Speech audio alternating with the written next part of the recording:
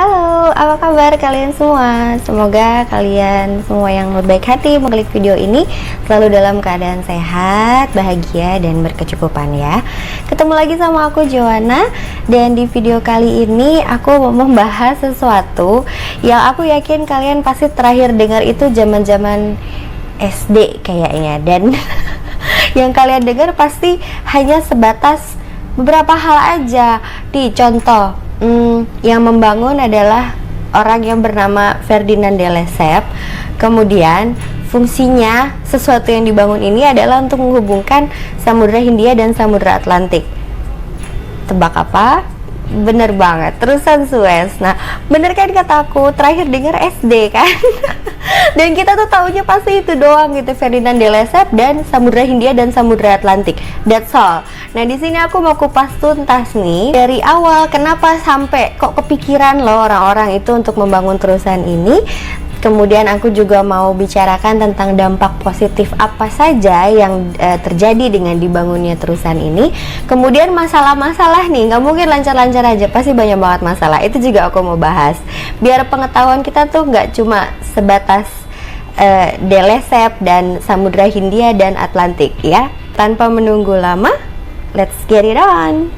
Terusan Suez adalah sebuah jalur buatan yang terletak di Mesir, dibangun oleh Suez Canal Company itu antara tahun 1859 sampai dengan 1869, dan secara resmi dibuka pada 17 November 1869. Jadi fungsinya terusan ini secara otomatis memberikan rute yang lebih singkat bagi perjalanan kapal antara Samudra Atlantik di bagian utara dan Samudra Hindia di bagian utara. Total panjang terusan ini adalah 193 km. Kanal ini adalah milik pemerintah Mesir dengan pemegang saham terbesar itu ada di tangan Prancis dan Inggris kalau nggak salah ya. Dioperasikan dan dipelihara oleh Suez Canal Authority milik Mesir. Bahwa di bawah Konvensi Konstantinopel diputuskan bahwa kanal ini dapat digunakan pada masa perang maupun masa damai oleh negara manapun ya, oleh kapal dari negara manapun tanpa harus melihat bendera.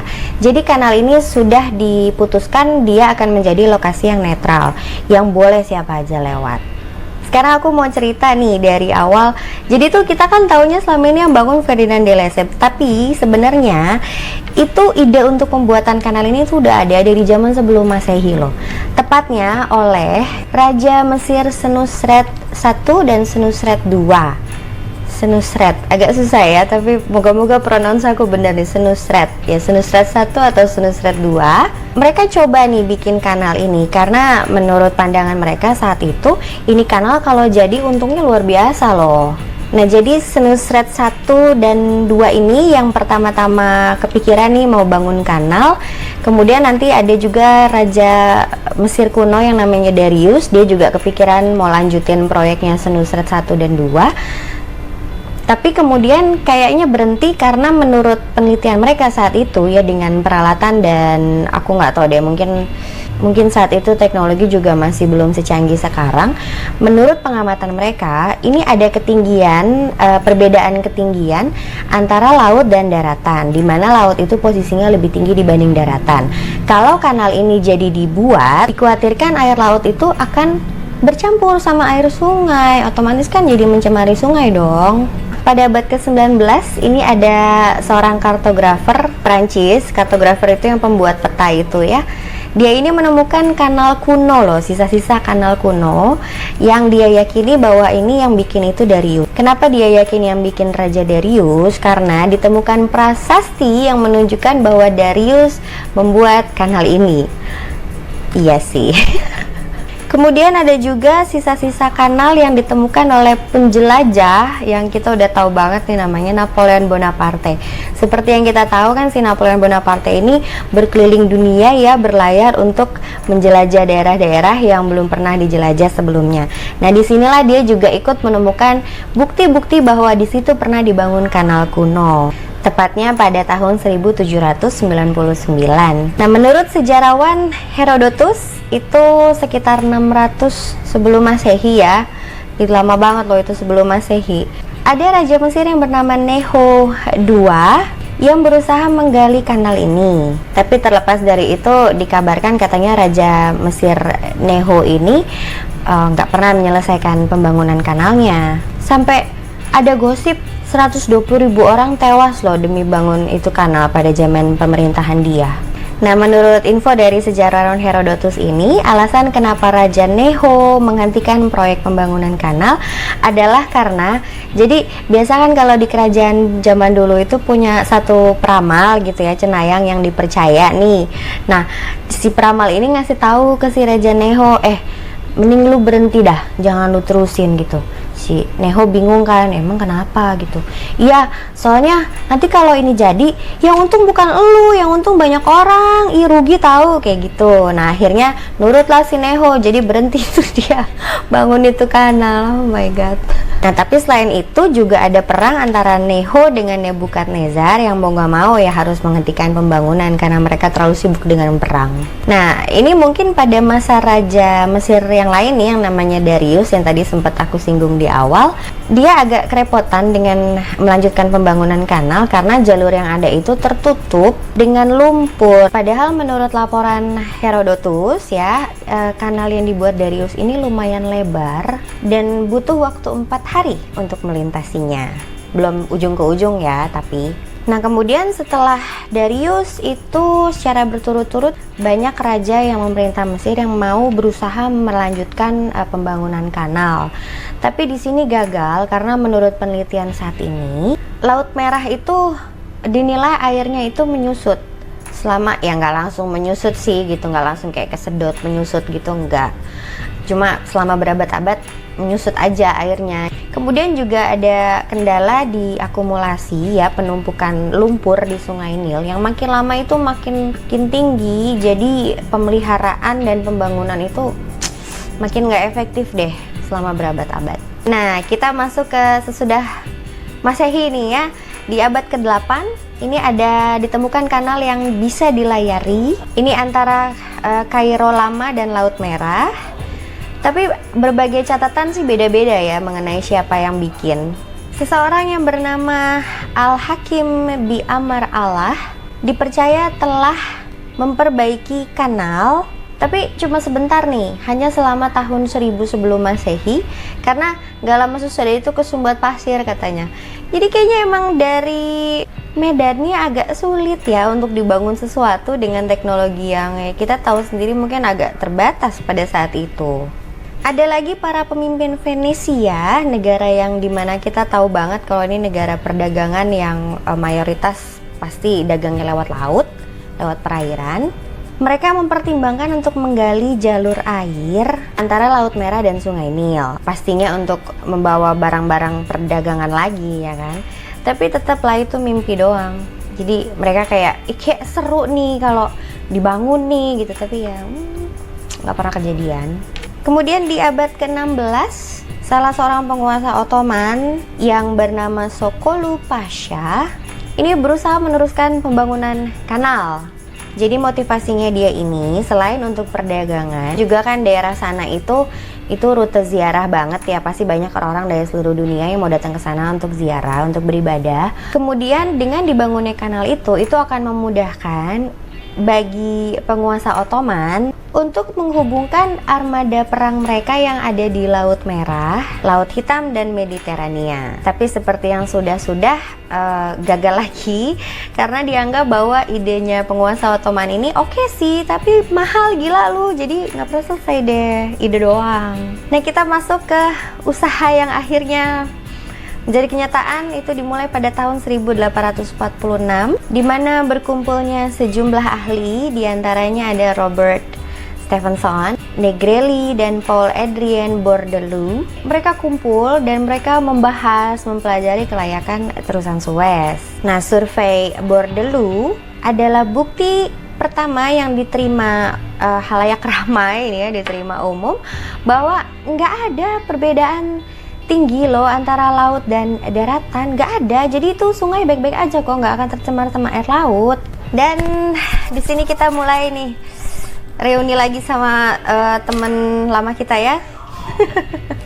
Jadi di tahun 1854 Ferdinand de Lesseps, ya si teman lama kita itu, dia dapat izin dari Said Pasha untuk mendirikan perusahaan untuk membangun kanal yang terbuka untuk kapal dari semua negara. Dan setelah survei, analisis, dan diskusi yang lumayan alot, akhirnya kumpulan orang-orang pintar ini menghasilkan keputusan dengan suara bulat pada bulan Desember 1856 yang berisi deskripsi rinci mengenai kanal ini lengkap dengan rencana dan profil. Disitulah berdiri perusahaan terusan Suez, Suez Canal Company, yaitu tepatnya pada tanggal 15 Desember 1858. Pekerjaan dimulai di pantai Port Said pada 25 April 1859. Penggalian ini memakan waktu, tebak berapa lama? 10 tahun ngegali doang, gila nggak tuh? Mereka pakai kerja paksa sih jeleknya ya untuk menggali kanal ini selama 10 tahun. Sampai kan ada beberapa sumber yang memperkirakan bahwa lebih dari 1,5 juta orang ini dipaksa bekerja di sini, terlibat dalam proyek ini, dan ada ribuan pekerja yang meninggal. Itu mostly tapi karena penyakit sih, ya mungkin karena kebersihan, makan, tempat tinggal mereka juga nggak terlalu diperhatiin ya, namanya juga kerja paksa gitu kan. Kemudian kanal dibuka secara resmi di bawah kendali Prancis pada November 1869. Upacara pembukaan dilakukan di Port Said, itu tepatnya di tanggal 15 November. Di sana ada kembang api, ada jamuan makan di kapal pesiar punya Raja Mesir. Dan pada sore harinya juga ada pemberkatan kanal dengan upacara dari dua agama, yaitu Muslim dan Kristen. Mereka sampai mendirikan gereja sementara dan masjid sementara dibangun berdampingan di pantai. Adem banget gak sih dengernya? Pada pagi hari tanggal 17 November, barisan kapal memasuki kanal dengan niatan untuk mensurvei nih, test drive mereka ya kan, tes jalan nih udah oke apa belum. Tapi ada insiden yang menunjukkan beberapa masalah ya dengan kanal, yang membuktikan bahwa ini waktu pas lu bikin rencana, ini kan dalamnya sekian, lah ini kok pas dilewatin ternyata dalamnya nggak sekian. Ini bahaya loh, bisa bikin kapal kandas. Karena yang lewat itu kan bukan kapal-kapal kecil yang pakai dayung. Mereka kan yang lewat itu kapal-kapal yang besar, yang punya baling-baling besar juga di bawahnya kapal gitu ya. Jadi kalau kedalamannya nggak terlalu dalam, ini nanti bisa nyangkut dong baling-balingnya, terus bikin kapalnya nanti kandas loh. Tercatat bahwa kapal pertama yang berhasil melintasi dari utara ke selatan adalah kapal SS Dido. Setelah pembukaannya, Suez Canal Company ini terus mengalami kesulitan keuangan, gengs. Dan ternyata lalu lintas kapal yang lewat situ itu nggak sesuai sama ekspektasinya mereka. Setidaknya dalam 2 tahun pertama tuh di bawah target lah gitu. Oleh karena itu Ferdinand de Lesseps ini dia memberikan ide untuk merubah ketentuan tarif untuk angkutan kargo yang dibawa kapal. Nah, ketentuan tarifnya itu masih dipakai loh sampai sekarang. Kanal ini jelas loh punya efek positif langsung terhadap perdagangan dunia ya, apalagi dikombinasikan dengan rel kereta yang dibangun oleh Amerika ya. Jadi untuk keliling dunia itu terbukti nggak butuh waktu lama.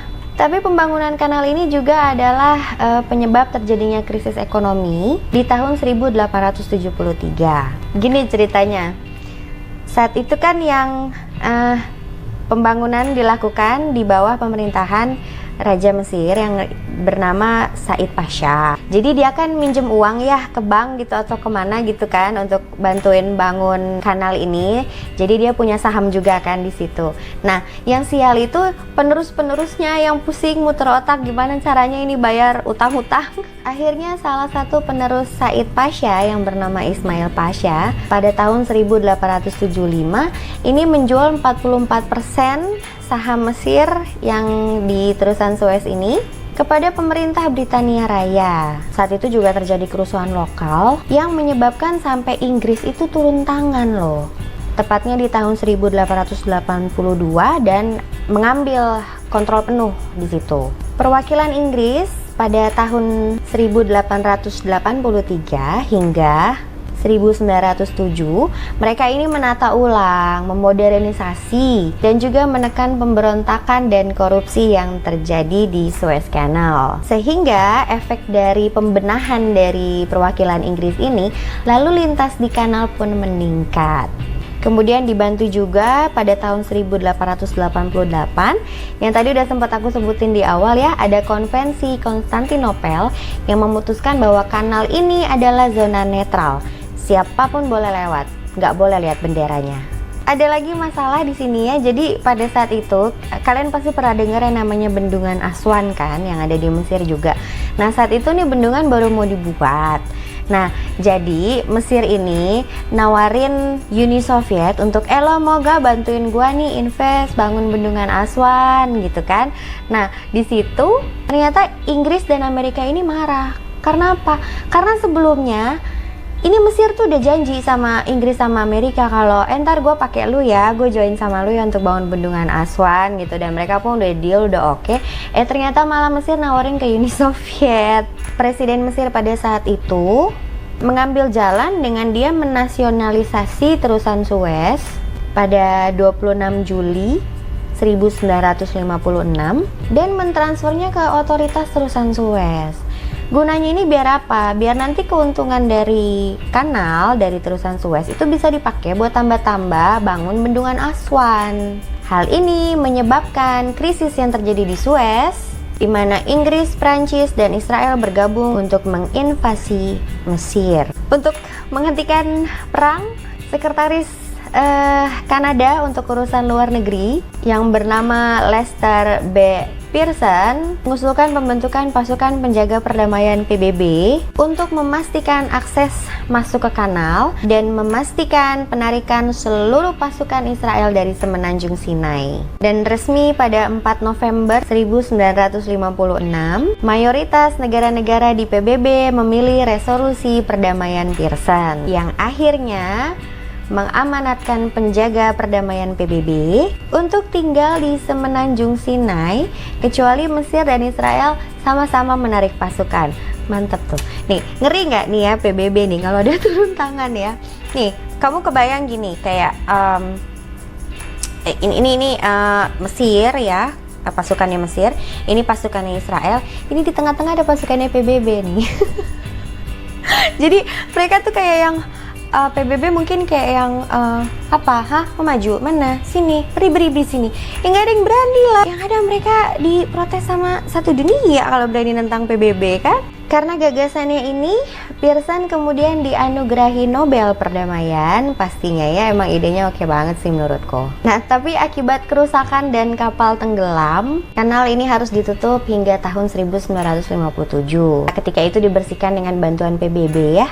Pada bulan Mei 1967, Nasser memerintahkan petugas penjaga perdamaian PBB untuk keluar dari semenanjung Sinai, termasuk keluar dari wilayah terusan Suez. Akhirnya chaos lagi deh tuh ya. Nah, setelah perang 6 hari, pasukan Israel kembali menduduki semenanjung Sinai, termasuk seluruh tepi timur terusan Suez. Nah, Mesir panas dong ya, marah ya kan. Nah, makanya dia karena saking gak maunya Israel mondar-mandir lewat-lewat gitu di terusan Suez, akhirnya dia tutuplah terusan Suez untuk semua negara. Semua kapal pokoknya nggak boleh lewat dari negara manapun. Sampai akhirnya ada 15 kapal kargo. Mereka ini terkenal dengan armada kuning. Mereka itu kejebak di sana karena mereka udah masuk ya nggak bisa keluar ya kan. Ya udah di sana aja mereka. Ini banyak puing-puing dari konflik ini loh masih bisa dilihat di tepian kanal ya.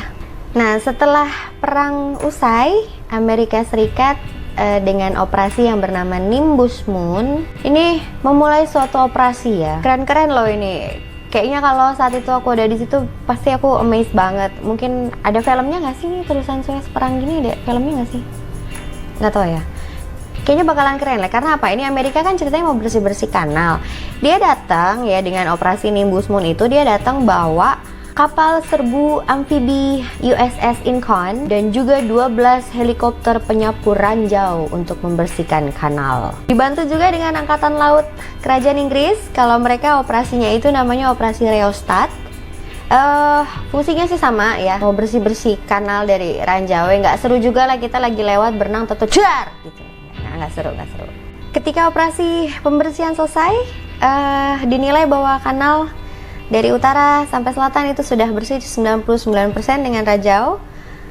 Maka resmi dibuka kembali oleh Presiden Mesir saat itu, Anwar Sadat, yang memimpin konvoi pertama dari selatan ke utara menuju Port Said pada tahun 1975.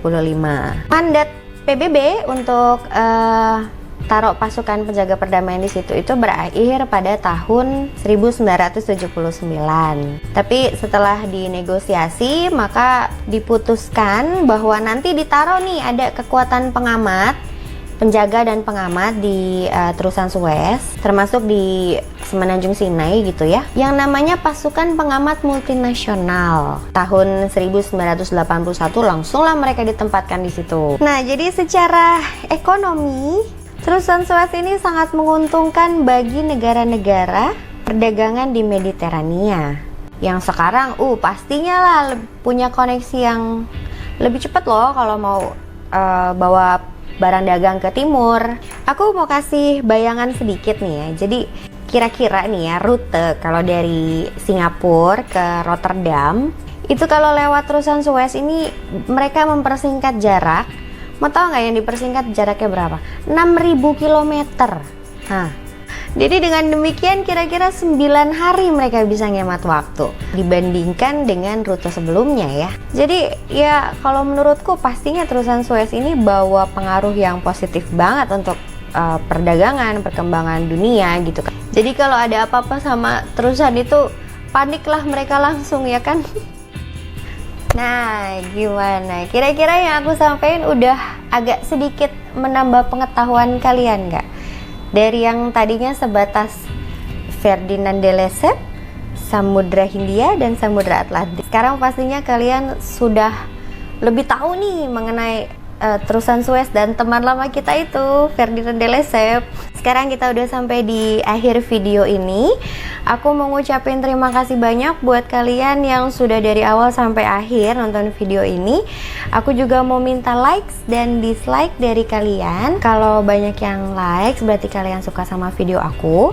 Dan kalau banyak yang dislike berarti masih banyak yang harus aku perbaikin. Apa yang harus aku perbaikin? Please tinggalin aja di kolom komentar ya. Atau mungkin menurut kalian, kurang lengkap info kamu tuh gitu. Nah, kira-kira info apa nih yang belum kesebut di sini? Boleh tinggalin juga di kolom komentar supaya kita bisa diskusi sama-sama ya mengenai hal ini. Oke, kalau gitu aku Joanna undur diri. Semuanya tetap sehat, tetap semangat ya. Sampai ketemu lagi di video aku berikutnya. Bye-bye.